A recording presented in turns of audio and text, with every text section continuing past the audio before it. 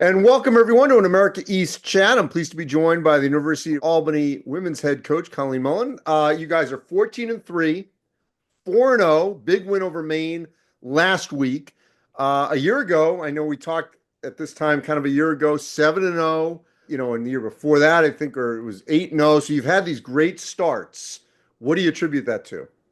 I think it's been a really good non-conference schedule. I think we have, a team that has a combination of some good returners and some solid players. And obviously, Kayla and Lily are playing tremendous, and we've added some really good, grad transfers and some pretty good freshmen. But, in the non-conference, you're figuring out who you are and with a new team and new players, although they're older and everybody has a lot of game experience, not really that much game experience together. So I think the non-conference has really prepared us, given us, a lot of good competition and really challenging games and helped us figure out what our identity is to have a good start, with conference play.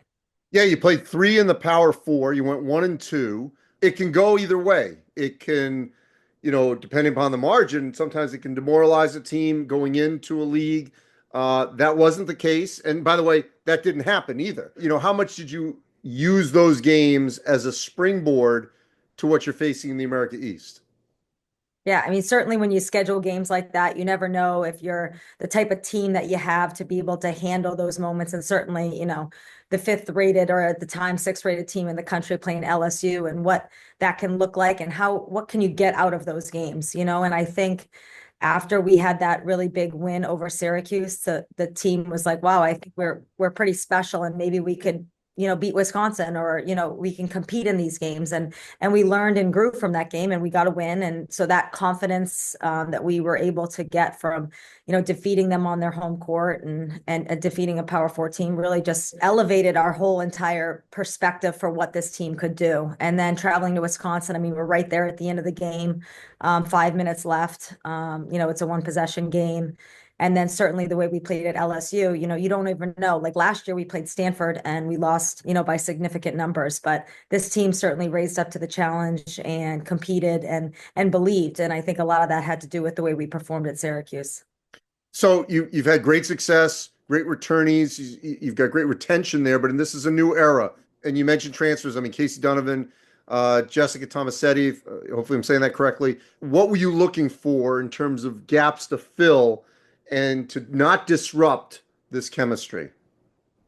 Yeah, I mean, number one, we're looking for players that are high character, that want to come in and compete to win for championships. Both Casey and Jessica have both competed and won championships at their previous institutions. And when we went into the portal to look for those players, losing Sarah Carpel as our point guard and Helene Hagerstrand, who was a big part of our culture and certainly in our front line, we wanted winners and we wanted players that were going to come in and had that competitive spirit that wanted to value winning, but also were unselfish and were willing to sacrifice their personal glory for the team. And Casey and Jessica certainly brought a lot of toughness and have mixed in well, not just on the court, but off the court. And I think the chemistry on and off the court shows their relationships, their connectivity that you have to build so quickly with 9 new players this year, total 18 new players in the last 2 years in the program. You're constantly rebuilding your culture, but with those returners, understanding our expectation as coaches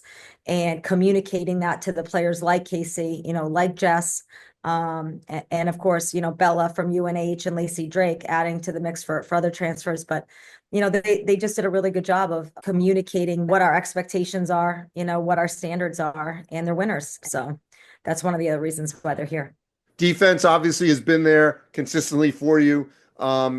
What do you attribute that has translated certainly from year to year? It's something that we focus on, that we talk about a lot. The grass is always green where you water it. And we practice defense every day and we talk, we talk about it and we emphasize it. And when you're adding a lot of new players in and freshmen, it is a hard adjustment when, you have a coach that's so focused on the defensive end. And certainly for Jess and Casey, who are playing a lot, there's a lot of different philosophies than what they've done for, the last 4 years, but they've had a growth mindset, and, our returners really set the tone and the expectations of what we want to do defensively and who we want to be. And being a top defensive team is critical to success, because sometimes the ball's not going to go in the basket, and you have to, defense and rebounding, travel, and you have to be able to do that on the road, at home. But you can compete to win with anybody if you can defend. And that mindset that if we can't score, we're going to get stops. And certainly the team has really bought into that, and they take a lot of pride in that. Well, appreciate your time. I know you're off to a great start and things are heading in the right direction for the University of Albany. Appreciate your time, Colleen. Thank you. Thanks, Andy.